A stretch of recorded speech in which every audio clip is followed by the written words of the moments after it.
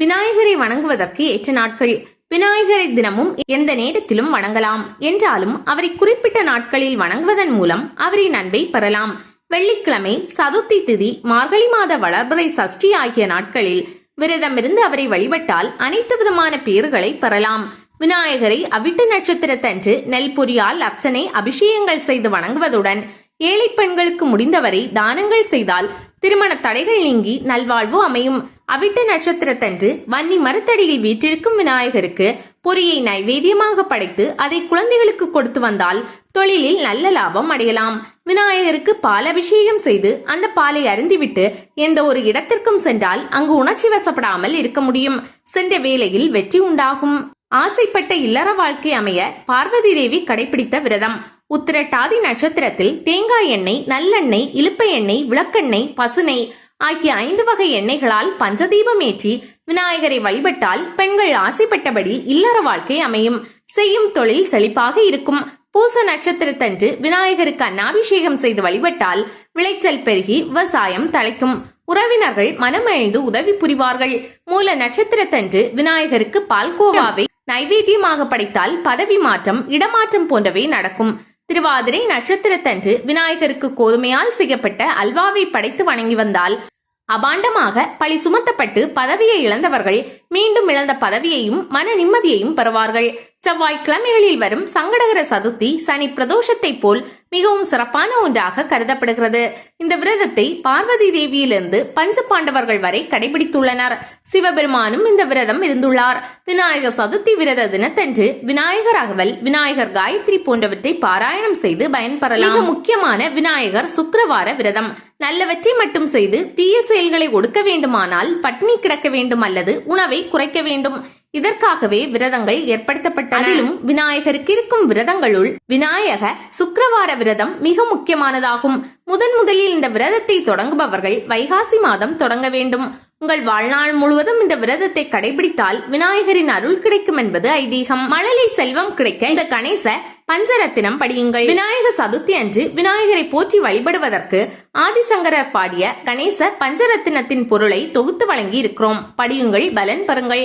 தனக்கு மேல் வேறொரு தலைவன் இல்லை என்ற ஒப்பற்ற தனிப்பெருந்தலைவனே, கஜமுகாசூரனை அழித்து தேவர்களை காத்தவனே, அற்புதம் நிகழ்த்துபவனே, மோதகம் ஏந்தியவனே, சந்திரனை தலையில் சூடியவனே, உயிர்களை முக்தி நெறியில் செலுத்துபவனே, உன்னை நம்பும் அடியவர்களின் தீவினைகளை போக்கி கருணை காட்டும் கணபதியே, உம்மை வணங்குகிறோம். தேவாதி தேவனே, பாமரர்களின் அறியாமையை போக்குபவனே, வல்லமை நிறைந்தவனே, ஆனைமுகனே, கருணை மிக்க இதயம் கொண்டவனே, அப்பாலுக்கும் அப்பாலாய் வீற்றிருக்கும் பரம்பொருளே, எப்போதும் உன் திருவடியை சரணடைந்து வழிபடும் பாக்கியத்தை அருள்வாயாக. ஓங்கார வடிவினனே, கருணாமூர்த்தியே, பொறுமை, மகிழ்ச்சி, புகழ்மிக்கவனே, எல்லா உயிர்களும் மகிழும்படி நன்மை அருள்பவனே, பணியும் அன்பர்களின் பிழை பொறுப்பவனே, அடியார் வேண்டும் வரம் தந்தருள்பவனே, நித்திய வடிவினே, உன்னை வணங்குகிறேன். கன்னத்தில் மதநீர் பொழியும் கஜமுகப் பெருமானே, சிரிப்பாலே திரிபுர சம்ஹாரம் செய்த சிவபெருமானின் புதல்வனே, பக்தர்களின் துயர் களைபவனே, ஊழி காலத்தில் உலகை காத்தருள்பவனே, செய்யும் செயல்களில் வெற்றிக்கு துணை நிற்கும் ஆதி பரம்பொருளே, உன்னை சரணடைந்து போற்றுகின்றேன். ஒற்றை கொம்பனே, கணபதீஸ்வரா, சிவபெருமானின் பிள்ளையே, ஆதி அந்தமில்லாதவனே, துன்பம் துடைப்பவனே, யோகியர் உள்ளத்தில் குடிகொண்டவனே, உன் திருவடிகளை எப்போதும் திருவடியில் வைத்து சிரம் தாழ்த்தி வணங்கும் இச்சிறியோனை காத்தருள்வாயாக. இதை விநாயக சதுர்த்தி அன்று விநாயகரின் முன் பக்தியோடு சொல்லி வழிபடுவோருக்கு தொடங்கும் செயல்கள் யாவும் இனிதே நிறைவேறும். தோஷங்கள் யாவும் நீங்கும். வாழ்வில் உண்டாகும் துன்பம் தொல்லைகள் யாவும் அடியோடு அகலும். குலம் தழைக்க மழலை செல்வம் கிடைக்கும். மேம்பாடும் நற்புகழும் உண்டாகும். அஷ்டமா சித்திகள் கைகூடும். விநாயகர் முன் எதற்காக சிரசில் குட்டிக் கொள்கிறோம்? எந்த ஒரு விஷயத்திற்கும் ஆரம்பத்தில் சுக்லாம்பரதம் சொல்லுவோம். இதற்கு விநாயகர் அவர் எல்லாமாக இருக்கிறார் என்பது பொருள். அந்த ஸ்லோகத்தை சொல்லி பாருங்கள். சுக்லாம்பரத விஷ்ணு சசிவர்ணம் சதுர்புஜம் பிரசந்த வதனம் தியோயேத் சர்வ விக்னோப சாந்தையே. சுக்லாம்பரத, வெள்ளை வஸ்திரம் கட்டி கொண்டிருப்பவர். விஷ்ணு என்றால் எல்லா இடத்திலும் பரவியிருப்பவர். சசிவர்ண, நிலா மாதிரி நிறமுடையவர். சதுர்புஜ, 4 கை உடையவர். பிரசந்த வதன நல்ல மலர்ந்த முகமுள்ளவரான இவரை தியானிக்க வேண்டும் என்று வருகிறது. இந்த 5 வார்த்தைகளில் ஒவ்வொன்றும் ஒரு குட்டாக 5 தரம் நெற்றி பொட்டில் குட்டிக்கொள்ள வேண்டும். தலையில் குட்டிக்கொள்வதால் மருத்துவ நலன்களை பெறலாம். மனித உடலில் மூலாதாரம், சுவாதிஷ்டானம், மணிப்பூரகம், அநாகதம், விசுத்தி, ஆக்னேயம் மற்றும் சகஸ்ரம் என 7 சக்கரங்கள் உள்ளன. அவற்றில் சுவாச நடப்பு நடக்கிறது. மேலும் சிரசில் இருக்கும் சகஸ்ரார கமலத்தில் உள்ள ஆனந்த அமுதம் நாடி நரம்புகளின் வழியே சுவாசத்தோடு பாய்வதற்காகவே சிரசில் குட்டிக் கொள்கிறோம். வினைகளை வேரோடு அறுத்து மங்களம் கொடுப்பவர் கணபதி. கணம் என்றால் உடல் என்ற பொருள் உண்டு. இந்த கணத்திற்கு உடலுக்கு அதிபதி கணபதி. ஆம், இவரே முழுமுதற் கடவுள். நாம் செய்த கர்ம வினைகளுக்கு ஏற்ப நமது உடல் அமையும்.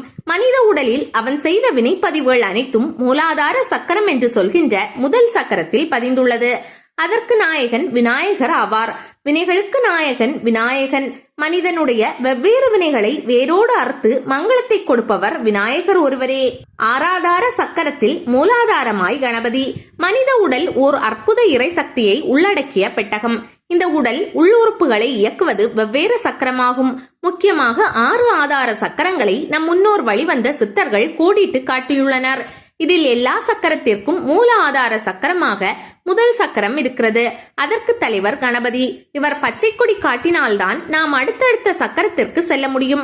உடம்பில் உள்ள முக்கிய சக்கரங்கள் மூலாதாரம் கணபதி, சுவாதிஷ்டானம் பிரம்மா சரஸ்வதி, மணிப்பூரகம் மகாவிஷ்ணு மகாலட்சுமி, அநாகதம் சிவன் பார்வதி, விசுக்தி அர்த்தநாரீஸ்வரர், ஆக்ஜை சதாசிவம், சிதாகாசம் வெட்டவெளி. யோகம் என்றால் இணைதல் என்று பொருள். மனம் உடல் ஆன்மாவுடன் லயமாவதே யோகம். இதற்கு நம் வினைகள் தடையாக உள்ளன. இந்த கர்ம வினையை அகற்றுவதற்கு நாம் கணபதியை நம் உடம்பில் உள்ள மூலாதார சக்கரத்தில் எப்படி தியானிப்பது என்பதை தெரிந்து கொண்டால் நம் வாழ்க்கையில் கணபதியின் பூரண அருளை பெற்று இன்புற்று வாழலாம். செல்வம் செழிக்கும், ஆரோக்கியம் கைகூடும், புகழ் பெருகும், உடல் மன அமைதி கிடைக்கும். இந்த சக்கரா தியானத்தில் கூட மற்ற சக்கரங்களில் தியானம் செய்யும் நெறிமுறைகளோடு செய்ய வேண்டும். ஆனால் மூலாதார தியானம் பயப்படாமல் செய்யலாம். எந்த பக்க விளைவும் கிடையாது. காரணம், இதில் நம் பிள்ளையார் அல்லவா அதிபதி. கடன் தொல்லைகளை தீர்க்கும் விரதம். ஒவ்வொரு வருடமும் விநாயகர் சதுர்த்தியை மிக பிரபலமாகவும் சிறப்பாகவும் கொண்டாடி வரும் நாம் அவர் குறித்து வெள்ளி விரதம், செவ்வாய் விரதம், சதுர்த்தி விரதம், குமார சஷ்டி விரதம், சங்கடகர சதுர்த்தி, தூர்வா கணபதி விரதம், சித்தி விநாயக விரதம், துர்வாஷ்டமி விரதம், விநாயக நவராத்திரி விரதம் ஆகியவற்றை கொண்டாடுவதும் ஏற்று செய்வதும் மிக குறைவே. தர்ம சாஸ்திரத்தில் சொல்லப்பட்ட விரத முறைகளில் குறிப்பிட்டபடி விநாயகர் அருள் தருகின்ற இந்த விரதத்தை வைகாசி மாதம் வளர்வுரை சதுர்த்தியில் தொடங்குதல் வேண்டும். விநாயக விரதத்தை ஒவ்வொரு வெள்ளிக்கிழமையும் செய்தல் வேண்டும். அப்படி இயலாதவர்கள் தமிழ் மாதத்தின் முதல் வெள்ளியோ அல்லது 3வது வெள்ளிக்கிழமையோ ஏற்று செய்யலாம். ஒரு பலனை குறித்து முற்காலத்தில் ஆண்களும் பெண்கள் கடைபிடிக்கும் இந்த விரதத்தால் பல குடும்பங்களில் கடன் தொல்லைகள் நீங்கி விரைவாக பலன் கிடைத்துள்ளது. விநாயகருக்குரிய மூலாதார சக்கர தியானம் எளிமையாக செய்யலாம். ஒரு விரிப்பில் கிழக்கு நோக்கி பத்மாசனம் அல்லது வஜ்ராசனம் அல்லது சாதாரணமாக உட்கார்ந்து கொள்ளுங்கள். உங்கள் முதுகெலும்பு நேராக இருக்கட்டும். கண்களை மூடிக்கொள்ளுங்கள். முதலில் தலை முதல் கால் வரை உடலில் வெளித்தசையில் உங்கள் மனதை நிலைநிறுத்தி அதில் உள்ள டென்ஷன் உடலை விட்டு வெளியேறுவதாக எண்ணி ஒரு 5 நிமிடம் தளர்த்தவும். பின் மெதுவாக இரு நாசி வழியாக மூச்சை உள்ளிழுத்து இரு நாசி வழியாக மூச்சை வெளிவிடவும். பின் உங்கள் மனதை உங்கள் உடலில் உள்ள முதுகுத்தண்டின் கடைசி பகுதி உள்பகுதியில் மனதை நிறுத்தவும். இது மூலாதார சக்கரமாகும். இதில் உங்களுக்கு பிடித்தமான கணபதி உருவத்தை தியானிக்கவும் அல்லது 10 நிமிடம் மனதிற்குள் ஜபிக்கவும். அப்பொழுது மலர்களினால் மானசீகமாக அர்ச்சனை செய்யவும். பின் மெதுவாக மூச்சை இழுத்து மிக மெதுவாக மூச்சை வெளிவிட்டு மூலாதார சக்கரத்தில் கணபதியின் முழு அருளை பெறுவதாக தியானிக்கவும். பின் விநாயகா, நான் பல ஜென்மங்களில் செய்த தீவினை பதிவுகள் அங்கே உன்னிடத்தில் வாசனையாக உள்ளன. எல்லா தீவினைகளும் அழியட்டும். இந்த உடல் உள்ளம் புனிதம் அடையட்டும். எண்ணம் சொல் செயல் மூன்றும் யாருக்கும் தீங்கு விளைவிக்காமல் வாழும் வாழ்க்கையை அருள்வாய் விநாயகா என்று பிரார்த்திக்கவும். பின் மெதுவாக ஓம் சாந்தி என்று 3 முறைகள் கூறி தியானத்தை நிறைவு செய்து கண்களை திறந்து கொள்ளவும். மிக அற்புத மகிமை வாய்ந்த இந்த மூலாதார கணபதி தியானத்தின் பலன்கள் அளவிடற்கரிது. மூலாதார கணபதி சக்கர தியானத்தின் பலன்கள். இத்தியானத்தால் நம் உள்வினைகள் அறுக்கப்படுகின்றன. உடல் உள்ளுறுப்புகள் நல்ல வலுவாக இயங்குகின்றது. எப்பொழுதும் தெய்வ சிந்தனையில் வாழலாம். உடலில் உயிர் சக்தி மூலாதாரத்தில் இருந்துதான் உடல் முழுக்க இயங்குகின்றது. இந்த மூலாதாரம் பழுதடைந்தால் உடலில் உயிரோட்டம் ஒழுங்காக இயங்காது. உடல் சோர்வு, மனசோர்வு ஏற்படும். இந்த அற்புத தியானத்தால் உயிரோட்டம் மிக சிறப்பாக இயங்குகின்றது. என்ன கிரக ஜாதக தோஷங்கள் இருந்தாலும் அவை கணபதி அருளால் விலகி நன்மைகள் நடக்கும்.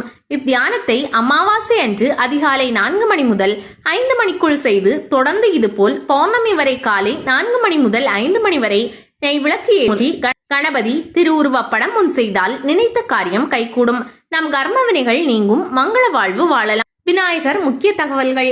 விநாயகர் புகழ்பாடும் நூல்கள்: ஸ்ரீ கச்சியப்ப முனிவர் அருளிய விநாயக கவசம், ஸ்ரீ விநாயக சப்தகம், ஷோடாச கணபதி துதிகள், ஸ்ரீ கணேச புஜங்கம், ஸ்ரீ கணேச பஞ்சரத்னம், ஸ்ரீ கணேச வைகரை துதி, அவையார் அருளிய விநாயகர் அகவல், ஸ்ரீ கணேசாஷ்டகம். விநாயகர் என்றால் அவரை விட மேலான ஒருவர் இல்லை என்று அர்த்தமாகும்.